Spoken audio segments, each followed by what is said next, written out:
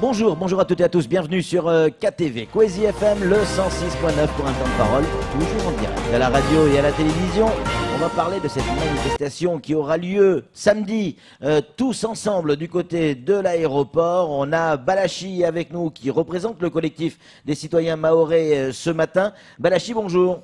Bonjour Patrick. Merci d'être avec nous si tôt. Balachi, cette manifestation, parce qu'il s'agit clairement d'une manifestation, c'est une marche vers l'aéroport.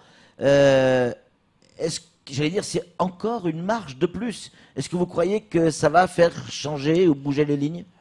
Patrick, je pense que ça vaut le coup de le faire. Et si on ne le fait pas, je pense que c'est nous qui serons pénalisés et qui resteront pénalisés pour toujours. Parce que Rome n'est pas construit en une journée. Et c'est en forgeant que tu deviendras forgeron.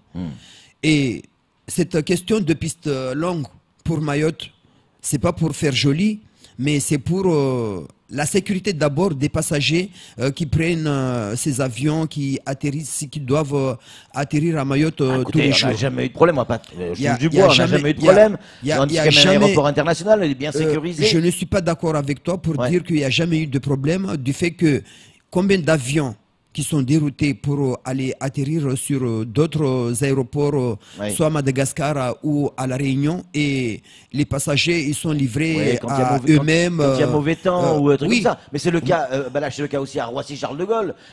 Des fois, on doit se poser à Roissy, on peut pas, il y a mauvais temps, on va se poser en Angleterre. C'est déjà arrivé, ça. Ça, c'est un cas de force majeure. C'est vrai, c'est vrai. Mais pour nous, en ce qui nous concerne, si tu te rappelles, lorsqu'il y a eu le ministre de l'Intérieur de François Hollande qui était de passage à Mayotte. Valls? Et non, pas de l'Intérieur, Bruno, je ne sais pas. Bruno Leroux. Bruno Leroux, Leroux, tout à fait. Alors, le jour de son départ, son vol a été retardé tout simplement parce qu'il y avait un mauvais temps. Alors, combien de fois également il y a eu des avions qui sont restés en stand-by pour attendre à ce que la météo s'améliore pour pouvoir atterrir. Alors, moi, je ne suis pas d'accord à ce qu'on nous fasse prendre de risques, autant jusqu'à ce qu'un jour, il se produise un cas de catastrophe, après qu'on vienne dire « Ah oui, tout à fait, il faudrait absolument allonger cette piste d'aéroport parce que c'est pour la sécurité, mais pas pour le confort et pas pour faire joli. » Alors ça, c'est le premier point, le point sécuritaire, mais je pensais que vous alliez nous parler de l'intérêt d'une piste longue qui mettrait en place, pour le coup, de véritables concurrents et donc faire baisser les prix. J'arrive. Oui, là j'ai parlé de la question de la sécurité. Mais il n'y a pas que cette question de sécurité que nous pouvons bénéficier une fois que cette piste sera allongée. Nous avons également la question de l'économie et du tourisme. Parce que nous savons que Mayotte est desservie par une seule compagnie aérienne. Pratiquement. C'est pas tout à fait juste. Pratiquement. À la minute où on parle, à partir du moment que Aerostral a racheté Airmad, Aerostral reste Aerostral. Il y a Kenya Airways qui se pose. Et à partir du moment que Aerostral signe une convention de partenariat avec Kenya, alors... Et nous, ce que nous cherchons à faire valoir, c'est quoi? La concurrence. C'est la concurrence, évidemment. Pour baisser le prix des billets. La concurrence, afin de permettre aux passagers de Mayotte de pouvoir voyager sur n'importe quelle destination à un prix raisonnable. Et pour quelle raison aujourd'hui les Réunionnais, quand ils quittent leur île pour aller en métropole, ils paient moins cher que les Mahorais? Alors que les Réunionnais, ils sont à 10 000 km et nous sommes à 8 000. J'entends bien. Là-dessus, je pense on est tous d'accord. Il n'y a personne qui souhaite payer son billet plus cher encore qu'il ne le paye aujourd'hui. Tout le monde souhaite payer son billet d'avion. En tout cas, pour ceux qui ont la chance de pouvoir voyager aussi, ça c'est important, payer son billet moins cher. Moi, ma question, Balache, elle est simple. Est-ce que vous croyez qu'une marche La dernière fois, il y a eu une marche, il n'y a pas eu non plus énormément de monde. On a le sentiment que c'est pas tous les habitants de Mayotte qui sont concernés par l'aéroport. Il y en avait une petite centaine, c'était pas non plus énorme. Est-ce que vous pensez qu'une marche va faire bouger les lignes? Nous espérons organiser cette marche et que la population vienne participer massivement. Mais moi, je suis persuadé, s'il y a vraiment une forte mobilisation, cela nous permettra de nous faire entendre. Mais s'il y a 2 ou 3 personnes qui viennent, alors c'est le risque que nous pouvons dire que notre projet ne pourra pas voir le jour. C'est ça. Donc là, vous jouez gros sur le coup. Oui, c'est-à-dire que si jamais il n'y a pas grand monde, les autorités vont dire, mais attendez, mais qui c'est qui veut la piste longue? C'est une poignée de personnes, c'est pas la population. Et parce que c'est quand même de l'argent. Donc là, sur le coup, vous jouez gros.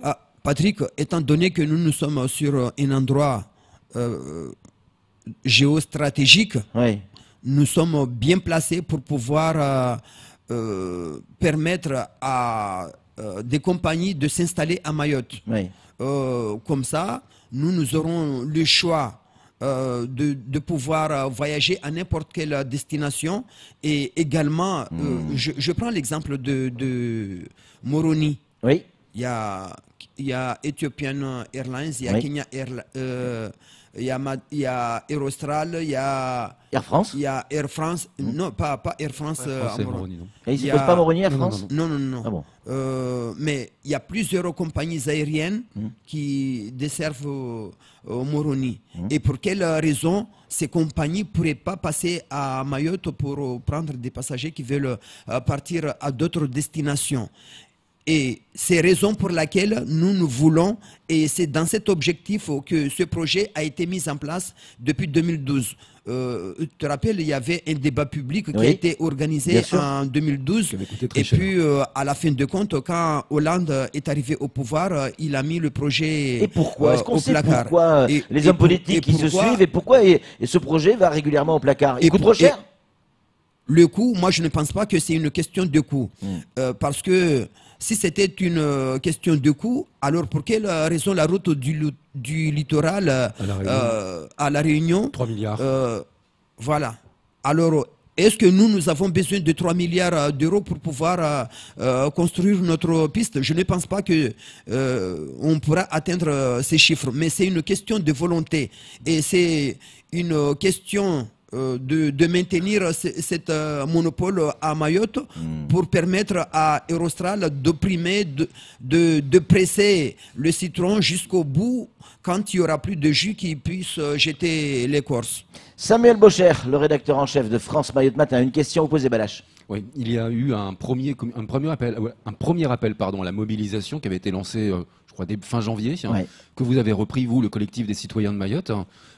Mais dans votre appel à vous, du collectif, vous avez éludé un point qui avait été évoqué, c'est le prix du carburéacteur vendu par Total et qui influe sur le prix des billets. Pourquoi vous ne reprenez pas cette revendication dans votre appel de samedi? Non, mais même ce point également, il figure sur notre tract que... Tract distribué hier. Oui, tout à fait. Alors, il y a le monopole d'Air Austral, mais il y a également le maintien du tarif de carburant qui est distribué par Total à un prix vraiment déraisonnable, que, si je peux me permettre de dire ça comme ça. Parce qu'il n'y a qu'à Mayotte que nous pouvons constater que le prix de carburant du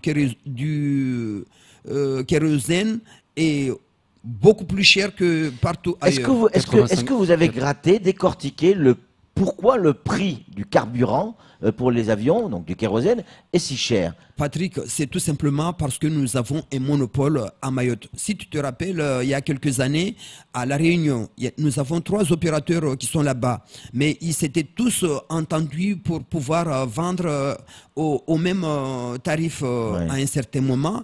Il y a eu des enquêtes qui ont été diligentées et ces 3 opérateurs ont été sanctionnés. Alors, à Mayotte, nous avons qu'un seul opérateur. Oui, mais on a eu des informations qui restent à vérifier, je vous l'accorde, mais bien sûr que Total vend le carburant, le kérosène, un peu cher, on est d'accord là-dessus. 85% plus cher qu'à La Réunion tout de même. Non, ça c'est le prix que payent les compagnies. Mais pourquoi il est plus cher? Parce qu'il y aurait, effectivement, ils vendent un peu plus cher qu'ailleurs, mais pas 80% plus cher. Il y a les taxes. Il y a les taxes, des taxes qui sont encaissées par le conseil départemental, et même si elles ne sont pas astronomiques, elles existent, alors qu'elles sont inexistantes dans d'autres départements. Moi, je ne vais pas vous contredire, mais les taxes, elles sont à 2,5%. C'est 2,5%. Oui. C'est-à-dire, c'est la taxe d'octroi de mer régionale. Oui. Et sinon, c'est à 0% pour la taxe d'octroi. Eh bien, c'est à 0% ailleurs. Et à Mayotte, on paye quand même cette taxe. Non, elle est à 0% sur l'octroi de mer, sauf sur l'octroi de mer régional à 2,5%. Eh comme bien, à La Réunion, ouais. comme partout ailleurs.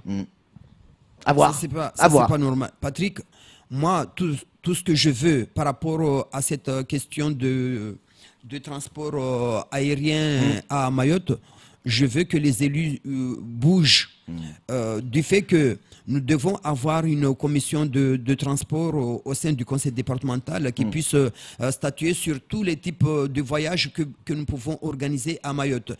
Aussi bien sur la terre, sur la mer et sur l'aérien. Et cette commission doit nous permettre de pouvoir négocier des prix. Non, bien sûr, au niveau du département, parce que nous n'avons pas une autre possibilité de pouvoir voyager, si ce n'est que par la voie aérienne pour pouvoir aller dans les autres... C'est clair. Cette manifestation qui aura lieu samedi, on le rappelle, elle va démarrer d'où et à quelle heure? Elle va démarrer au Frachot. Ouais. À partir de 9h, ok, ça va être quoi? Ça va être une marche? Vous allez aller jusqu'à l'aéroport? Et une fois arrivé à l'aéroport, qu'est-ce qui va se passer? La question est toute simple. Est-ce que vous allez perturber le trafic aérien ou pas du tout? On va échanger sur les points qui nous posent problème, qui empêchent la population mahoraise à pouvoir voyager sur n'importe quelle destination et voir comment faire pour que nous puissions trouver une solution à cette histoire. Ouais. Vous imaginez bien que l'aéroport est un endroit stratégique. Peu de chances que le préfet ou les forces de l'ordre vous laissent approcher, voire entrer dans l'aéroport. Nous l'avons fait une première fois, il ne s'est rien passé. Alors, pour quelle raison nous aurons un comportement... Oui. Bah écoutez, on va voir. Samuel, une réaction, s'il vous plaît. L'ancien conseiller départemental de Bandrabois, Isiaka Abdillah, a proposé sur ce plateau une mesure simple, une taxe de 50 € par billet d'avion vendu pour financer la piste longue. Ça fait 540 millions d'euros en 30 ans. Voilà, largement de quoi payer la piste longue. Est-ce que vous seriez favorable à cette mesure? Une taxe? Non, mais arrêtons de plaisanter avec ces genres d'histoires. Cette taxe, c'est qui va le payer? Le consommateur. Le consommateur. Arrêtons de plaisanter avec ça, s'il vous plaît. On est venu pour demander à ce qu'on puisse avoir plusieurs compagnies qui viennent s'installer à Mayotte et permettre à ce que les Mahorais puissent voyager à des prix vraiment raisonnables. Et vous voulez venir nous raconter comme quoi que nous devons rajouter encore 50 € par dessus. C'est quoi cette histoire? Et allez-y voir les tarifs qui sont appliqués par Aerostral et pour quelle raison? C'est à cause de ces histoires de taxes qui sont infondées, injustifiées. Alors, s'il vous plaît, s'il y a des gens qui ne veulent pas ou qui ont les moyens, beaucoup plus que nous autres, de distribuer, ils peuvent faire l'aumône plutôt que de venir nous raconter des histoires comme quoi on doit rajouter 50 € de plus. Qui est l'interlocuteur? Qui est votre interlocuteur pour parler de la piste longue? Avec qui vous devez parler? Parce que c'est pas le préfet qui va sortir son chéquier, qui va vous faire un chèque de 200 millions d'euros ou 300, je sais pas combien ça coûte la piste longue. Ça se passe pas comme ça. Ça, tout le monde est clair là-dessus. Quel est votre interlocuteur, pardon? C'est nos élus. C'est nos élus qui doivent faire en sorte c'est-à-dire les parlementaires, les parlementaires, les députés, les conseils départementaux, et tous ils sont concernés, Sabahdin en particulier, ils sont concernés pour cette histoire. Alors, c'est raison pour laquelle j'appelle la population mahoraise à venir massivement sur cette manifestation pour montrer leur mécontentement face à cet emprisonnement, si je peux me permettre de le dire. Mais on a bien compris le message. On rappelle, cette manifestation, cette marche pacifique. On a un pacifique. Marche pacifique. Four à chaud, samedi, 9h, une marche en direction de l'aéroport pour demander la mise en place de cette piste longue. Merci beaucoup, Balázs, d'être venu sur ce plateau, d'avoir répondu à toutes nos questions. Tout de suite, la suite de nos programmes.